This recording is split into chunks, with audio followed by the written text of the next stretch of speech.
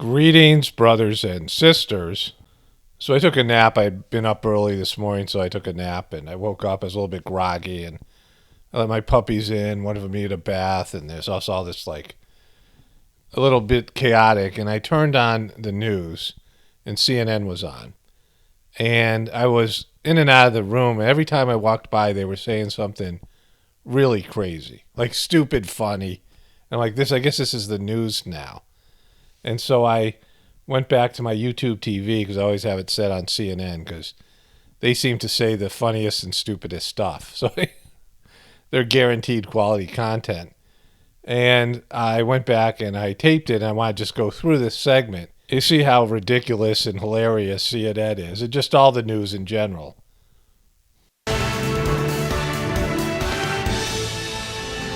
You are live in the CNN newsroom. Thanks for being with me on this Sunday. I'm Ana Cabrera in New York. We are counting down to the unprecedented and history-making second Senate impeachment trial of Donald J. Trump.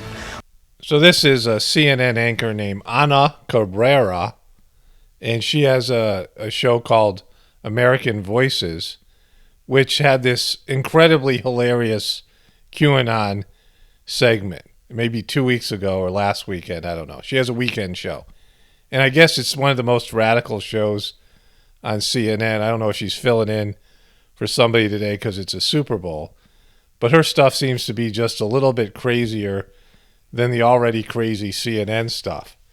And now she's talking about Donald J. Trump, who has basically disappeared for the most part, right? I mean, he's non-existent. And they still want him. They still need him. 100 men and women who will decide whether the former president is guilty of inciting a mob of his supporters last month, resulting in the deadly riot at the U.S. Capitol. At this hour, a lot of unknowns, including whether Democrats will call witnesses and how long the trial will last. More certain is that it'll be a nearly impossible feat to get 17 Republican senators to vote to convict. So just stop right there, right? Just stop right there. It's over. No reason to say another word about the impeachment. No reason to even cover it, because there's zero chance of them getting 17 Republicans who already have said they are not voting for this. They are on record of saying they're not voting for this. This is completely partisan. All the Democrats are going to vote to impeach. Like 2 Republicans are going to vote to impeach. And all the rest of the Republicans are not going to impeach him. Nobody cares about the impeachment. Nobody cares. I mean, diehard Trump haters, but even they want to move on with their lives. And so this impeachment is a non-event because it's already been decided. The mystery of something is what makes it interesting, something that's a competition. But if you already know the outcome, if somebody tells you the end of a movie, it's not as good, right? So we already know the end of this thing. They should have never even tried it, because the Republicans, clearly they weren't going to get 17 Republicans. It's a complete non-event, but they're still going to talk about it, because they can't help themselves. But it's, at this point, there's no reason to talk about it at all. Members of the party are now faced with the question about whether a former president impeached twice is still the best representative for their party. You still believe President Trump is the best face for the Republican Party? Yes or no? I think Donald Trump's policies serve the country well. I think Donald Trump has to rehabilitate himself as a politician. CNN senior Washington correspondent Joe Johns joins us on Capitol Hill. Joe, we heard from a number of Republican senators today about the odds Trump will be impeached or convicted, I should say. What are they saying? They're saying no because it would be political suicide. They're not going to do it. There's no reason for them to do it. In fact, he's already, this is trying to fire somebody after they've already been fired. He's already gone from the office. And so this whole thing is just a formality, and it's just going to hurt Republicans. I mean, they're going after Mary Cheney. And so, is that her name, Mary, or is it Liz? It's Liz Cheney. And so this is something where nobody's going to want to go, no Republican's going to want to go against Trump. And they can try to make the Republicans look horrible, whatever, the sanctimonious crap that they do. But really, this is just a dead story. Zero interest. Nobody's going to want to watch CNN. In fact, nobody's watching them. Super Bowl Sunday. And they're just rolling out this drivel. But I seen it, and it's funny, right? But I got it. You know, more people are going to watch this video than watch the actual report. 48 hours ago, and we're really starting to see a refinement of the arguments, especially from those members of the United States Senate who are probably most likely to vote against convicting the former president. And wait a minute. This guy's wasting his talents. Like, isn't there a reboot of the Addams Family where this guy can star as Uncle Fester? Like, there must be an Uncle Fester role out there. Is it the Addams Family or the Munsters? But this kind of quality ghoul is being wasted on CNN, right? This guy's got potential. He's talking about, you know, things nobody care about when he could totally Uncle Fester it. From Lindsey Graham, one of the most interesting things I heard him say today is something that has been playing out in the background, and that's the idea that the United States Senate is not the most appropriate forum given the fact that Donald Trump has already left office, suggesting that a court of law would be a more appropriate forum. And that would be just one of the many points of view expressed by Republican members of the United States Senate today. Listen. This is how Donald Trump wrecked politics. Donald Trump wrecked the politics and the news because, you know, it's so lonely without Trump. It's so empty without Trump. He was, you know, interesting. He did interesting things and he brought energy. This guy's completely low energy and we're reduced to hearing from Lindsey Graham. They're quoting Lindsey Graham now like they have nothing. Especially CNN and MSNBC. It's just sad over there. I'm going to do another news thing. Maybe I'll go throughout the day and just pick random clips again and show how hilarious and sad it is over there. They're trying to make the QAnon stuff be their new enemy, but it's not really, you know, it's just sad and kind of pathetic. And even here they bring it back. They're going to bring back the QAnon shaman for this report because they can't. You know, that's, you know. But it's nothing, right? It's just a big nothing burger. Nobody's watching, and they've lost their cash cow. Do you think the outcome is predetermined? Do here? I interpret? Yeah. Oh, you know, everybody, no, I don't. I think it depends upon that which is presented. I think it's clearly constitutional to conduct a Senate trial with respect to an impeachment. In this case, the impeachment occurred prior to the president's leaving office. But, you know, my job is going to be to listen to both sides of this, evaluate the arguments, and make a decision. Zero chance of conviction. 45 Republicans have said it's not even a legitimate proceeding. So it's really over before it starts. You see, this is what's happened to our country. And it's been like this for a while, but now it's more than ever. This is what Trump has done, where the enemy lines have been drawn. And it's always partisan. That's why the election stuff was weird, because it went, you know, the post-election stuff with Trump was weird because it went across partisan lines, where the Republicans went on the other side to get rid of Trump. And that was something you don't usually see. But almost everything that comes down to some sort of controversy, all the Dems are going to vote against Trump. There's not going to be one Democrat who votes with Trump, right, with the Republicans, because that's the Democrats all know that they can't do that. Like, that's just not an option. You know, even if one of them said, hey, you know, this is a little bit shady, and they agree that the process or whatever, because they should have their own opinion, but there's no sovereignty when it comes to individual sovereignty, when it comes to Democrats and Trump. It's just one-sided. Anything to do with Trump, you vote to destroy, right? You vote against it.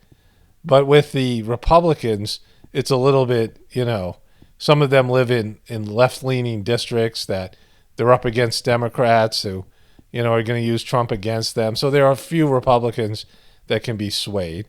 But, you know, that's just, you know, a couple of them. And the rest of them know it would be the death knell to their political career to vote with the Democrats against Trump. And so You know, to say like these reporters are pretending like, aren't you going to listen to the trial and the evidence before you decide? Like that's what they're trying to say. But they're not saying that to the Democrats. The Democrats are clearly already decided. The decision's already been made. So there's nothing here, right? All the big events have taken place.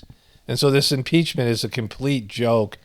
But it's even worse than that because nobody cares, right? It's insignificant. Like it's an insignificant act. And as Trump disappears more and more, this is what the Democrats are left with. Like just big nothing burgers, one after another. Not really being able to make things better or affect change. It's going to be harder and harder for them to blame Trump. And the news media, the CNN and MSNBC, no one's going to watch it, right? It's going to get less and less interesting unless some big event happens. You know, they have some probably planned big events.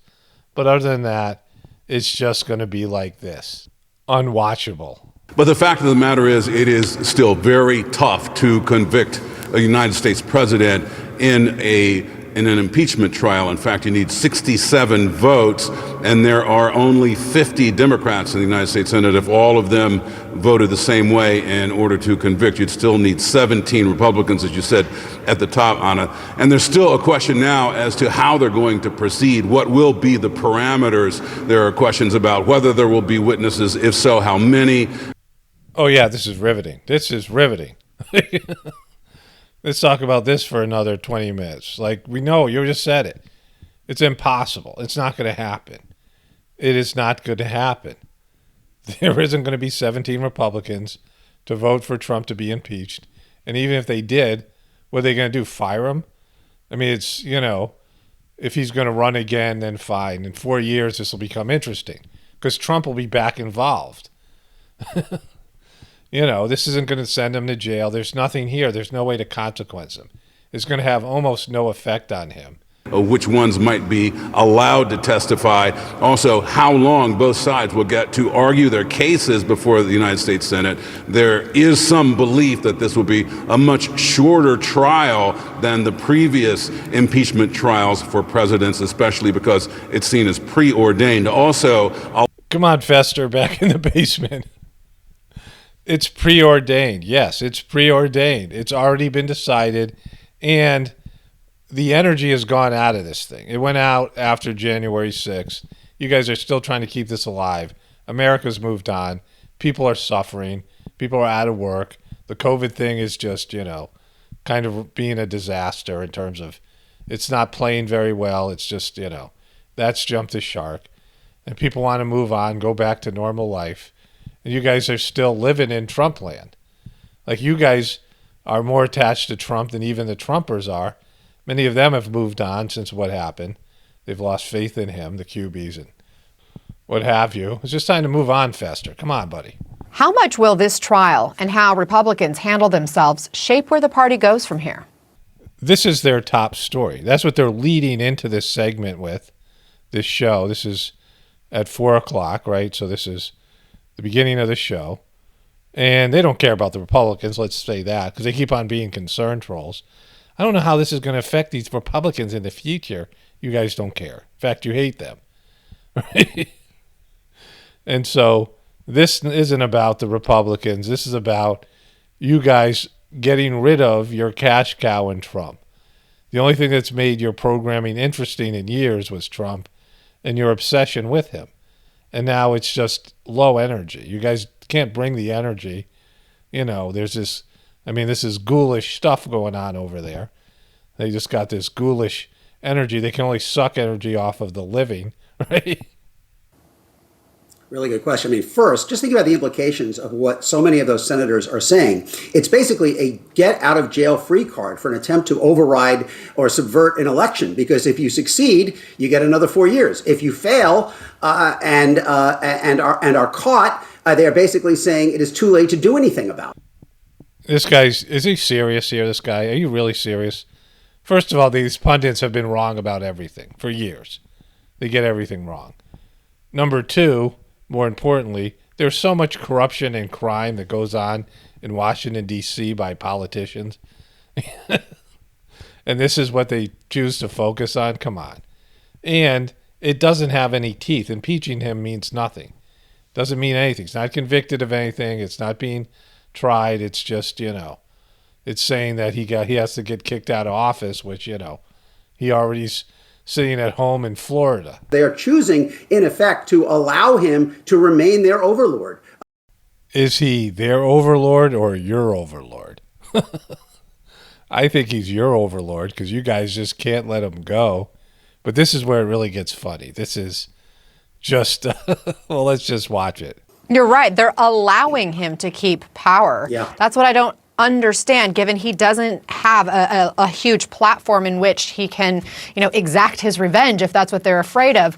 Jennifer, we have a new video this weekend that just surfaced. It underscores just how closely some of these insurrectionists were listening to Trump. We want to warn our viewers it contains graphic language, but here it is. Wait a minute. This is going to have some graphic language? I better not listen. I don't want to hear any graphic language. I've never heard any graphic language before. I'm not sure I'm ready for this. I don't know what to do here. Should I play it? Should I listen to it? Well, I've already heard it. So. And it's the F word. Spoiler alert. Donald Trump asked everybody to go home. He just put out a tweet. It's a minute long. He asked everybody to go home. All I can say is we won the fucking day. Yeah. Donald Trump is still our president. Wait, you guys don't have a beep anymore? You don't have a beep at CNN? You couldn't beep that out? Like, you're letting the QAnon shaman say the F word on CNN? Like, you just, why'd you choose to do that? Super Bowl Sunday, and no one wants to hear the F word from the QAnon shaman. The shaman? Come on, CNN. I got a beep. I'm low tech. I have a beep. What stood out to me there, Jennifer, is that man known as the QAnon shaman, Jacob Chansley. He says it's time to go home because Trump said so. Exactly. We want people who don't listen to the president. We want people who hear the president say something and not listen to him. We don't want anybody following the orders of the president. He should do the opposite. When the president says, don't go home, you go home. When he says, go home, you stay. I mean, that's the way our country should be. It's shocking. He actually listened to the president and, he's a fan of him. That is the most powerful evidence I've ever seen in my life. The QAnon shaman heard Trump say, go home, and he went home. That proves everything. I think they should just burn him at the stake, Trump. Can they still do that? I mean, I don't even think they should have a trial. When the QAnon shaman says he's listening to every word the president says, then Trump should be convicted. I mean, he was listening to the president. See that? And he didn't, this guy, when a guy with horns and body paint and wearing a fursuit and carrying a spear around the Capitol Hill says that is considered a quality witness of somebody who makes good decision, that Trump should be convicted. I mean, what she's saying here is that they were all doing the bidding of the president, and you can see, because that's evidence. That is a bombshell video where QAnon shaman says, Trump says, jump, I go how high. Yeah, but he's the QAnon shaman. And there's clearly a lot of misinterpretation that could happen with somebody who dresses like that and acts like that, right? Or any person. Like, Trump isn't responsible for everything that happened on Capitol Hill. He's responsible for some of it. He brought him there. He riled him up, right? He sent him down there. I mean, there's a lot of stuff. I cover this. I voiced my opinion on this, and I knew, there was going to be consequences for Trump, and there was, but this isn't one of them. The impeachment isn't one of them. But this sad reporter on CNN saying this is evidence, like, if that's evidence, then Trump had a lot more convincing evidence post-election that was laughed off and dismissed.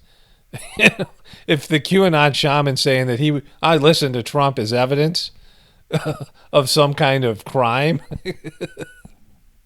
then all the stuff that Trump presented in the period after the election, which was more substantial than this, and they called it baseless. CNN and everybody, it's baseless. What Trump is saying about the election is baseless. And so, yeah, but the QAnon shaman, he's legitimate. Let's listen to this guy. That isn't baseless. He says he listens to Trump. We should certainly take that as substantial evidence and convict him. He also listens to Q. Are you guys going to convict Q? Are you going to find out who Q is? Are you going to do anything to do with Q? I've said this over and over again. Go find Q. If you guys are, I don't know, journalists or something, go find him. Do something with him. Do something about Q, right? So this is where CNN is.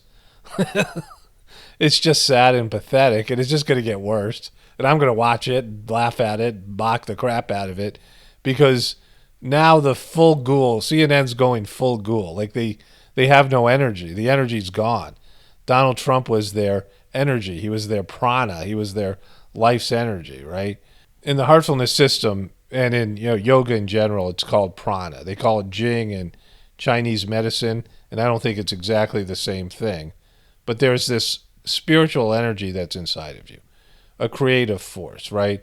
In men, it's, takes on, in terms of men's reproductive fluid, right? Men's reproductive physical energy and testosterone, these things. And women have a more nurturing energy, right, in terms of estrogen and being a mom and these things.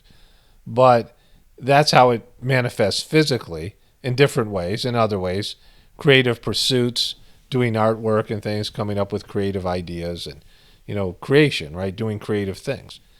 And there's this energy that people have. You're born with it, and it's called prana in the heartfulness system. And the energy that's transmitted to people is called pranahuti. And so it's energy that can be transmitted from the master of the system who has merged in the source, and it is freely given, right? People get this transmission. And you see that most people are depleted of prana, which is God's love. Another way of looking at it is God's love, godly energy, divine energy. And you're born with some. Everybody's born with some. And you see it in little kids. That's why people love to be around babies. And, older people will actually suck the life out of little kids, especially now because there's so many ghouls. Most people are completely bankrupt and have no energy. And this is what you're seeing. And so, when people are just dead inside because they've just sold out and, life's just kicked their ass. And, people have broken hearts and, whatever it is. It happens for people who go into the beastly system. They go into politics or news media and they want to change things and they have their own ideas. And then they just have to give up all their artistic integrity and journalistic integrity and whatever, political integrity. And they just have to sell their souls. And they just die inside. You see it with Hollywood people, celebrities and the people work in Hollywood. They have these blank stares and they're just dying inside. You see it now with, people walking around with masks on in a grocery store and they're just beaten down. It's the winter and COVID was a, kick-ass year. And they just try to suck the life out of anybody. And Donald Trump brought some enthusiasm. It isn't prana. It isn't something that refined. But he brought some life and energy to the political sphere. And he brought, intensity where the Democrats hated him and a lot of the Republicans loved him. And there was just this energy that was there. And there was some life force in it. He had some life force in him, some vigor, and now that's been removed. And they don't know what to do with themselves because they don't have it, right? They can't create it for themselves, and there's no one else bringing it. And now they're just, posting videos of the QAnon shaman using the F word, right? And saying, hey, if Trump says to go home, I'm going home, and saying that's evidence. And that's just how sad CNN is. And that's why only spirituality will save this world, you ghouls. It's Paul Romano definitely reporting from the Apocalypse and the Ascension. Everyone have a blessed day and be grateful.